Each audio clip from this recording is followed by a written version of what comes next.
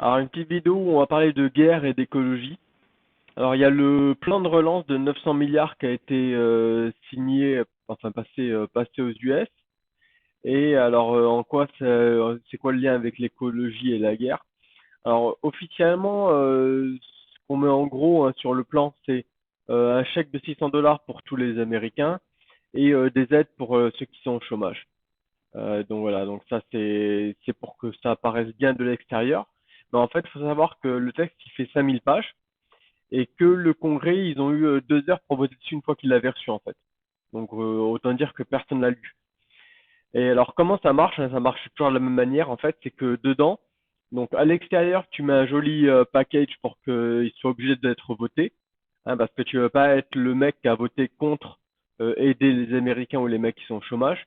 Et en fait, dedans, hein, entre les pages 2000 et 3000, tu cales ce que tu veux. Donc, tu cales quelques billions pour la défense, donc pour la Space Force, hein, et tu cales aussi quelques billions pour l'écologie. Donc, guerre et écologie. Donc, voilà, on y est. Alors, il n'y a pas qu'aux US, hein. En France, j'ai vu que ça parlait de combattants augmentés. Alors, j'ai pas fait plus attention que ça, mais en gros, de toute façon, tous les pays développés investissent énormément dans la guerre, donc c'est toujours un thème assez porteur.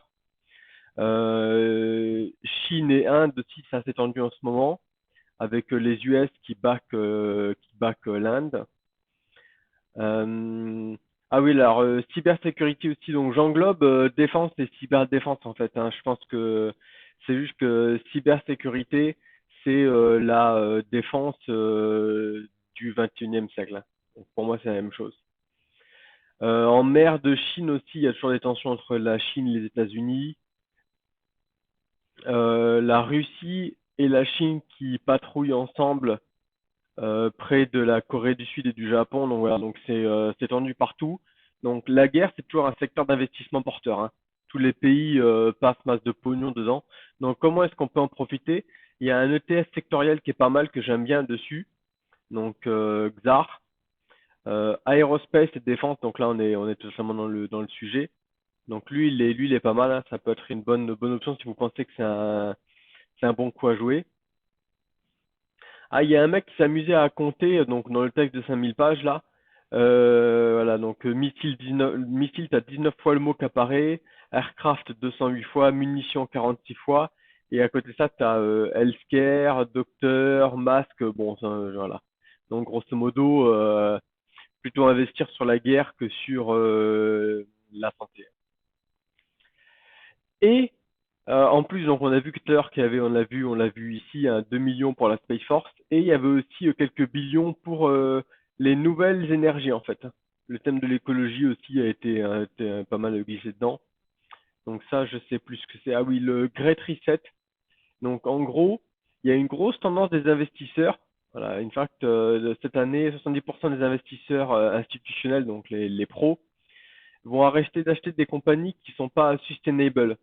Donc, il va y avoir un gros déplacement de la thune vers tout ce qui est écologie renouvelable.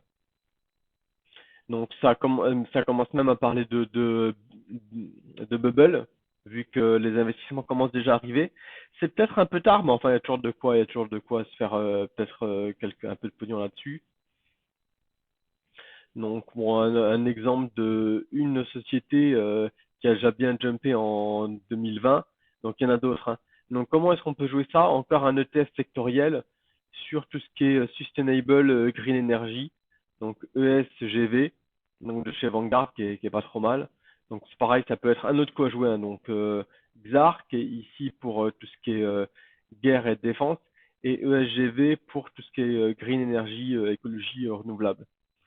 Et la bonne nouvelle pour finir, c'est que ça parle déjà d'un prochain package dès que Biden sera officiellement élu, donc d'ici, on va dire, un petit mois.